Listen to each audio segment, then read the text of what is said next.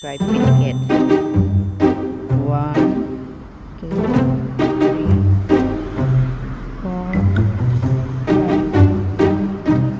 2, 3, 4, 5. Before they are 4, now it's 5.